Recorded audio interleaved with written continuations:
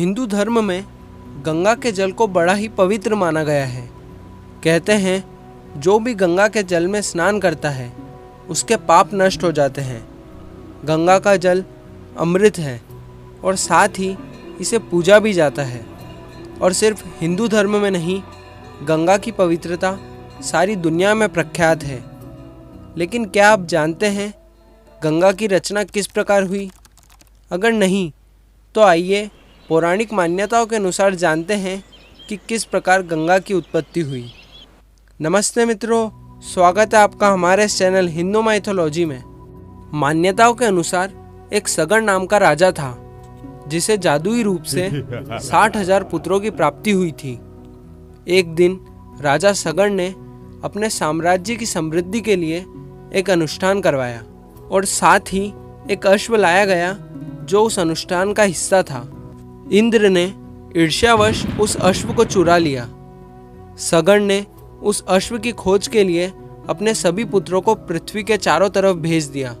सगर के पुत्रों को वह अश्व पाताल लोक में ध्यानमग्न कपिल ऋषि के निकट मिला। यह मानते हुए कि उस अश्व को कपिल ऋषि द्वारा ही चुराया गया है, वे उनका अपमान करने लगे और उनकी तपस्या को भंग कर दिया।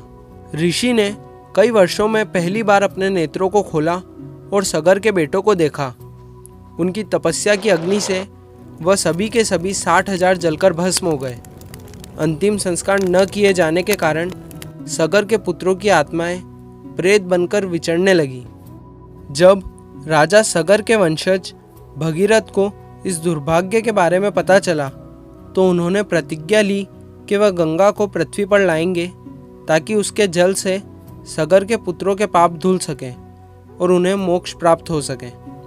भगीरथ ने गंगा को पृथ्वी पर लाने के लिए ब्रह्मा जी की तपस्या करी। ब्रह्मा जी मान गए और गंगा को आदेश दिया कि वह पृथ्वी पर जाए और वहां से पाताल लोक जाए ताकि भगीरथ के वंशजों को मोक्ष प्राप्त हो सके। गंगा को यह काफ़ी अपमानजनक लगा और उसने तय किया कि वह पूरे वेग के साथ स्वर्ग से पृथ्वी पर गिरेगी और उसे तबाह कर देगी। तब भगीरथ ने घबराकर शिवजी से प्रार्थना की कि वे गंगा के वेग को कम कर दें।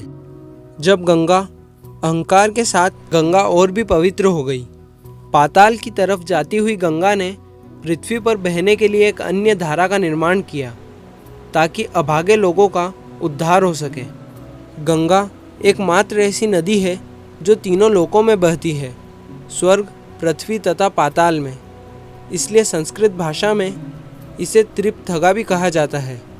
भगीरथ के प्रयासों से गंगा के पृथ्वी पर आने के कारण उसे भगीरथी भी कहा जाता है। ऐसी मान्यताएं हैं कि सरस्वती नदी के समान ही कलयुग के अंत तक गंगा पूरी तरह से सूख जाएगी और उसके साथ ही यह युग भी समाप्त हो जाएगा। उसके बाद सतयुग का उदय होगा। आपको अगर ये वीडियो पसंद आई हो तो इसे लाइक करें और हमारे चैनल को सब्सक्राइब करें। मिलते हैं अगली वीडियो में।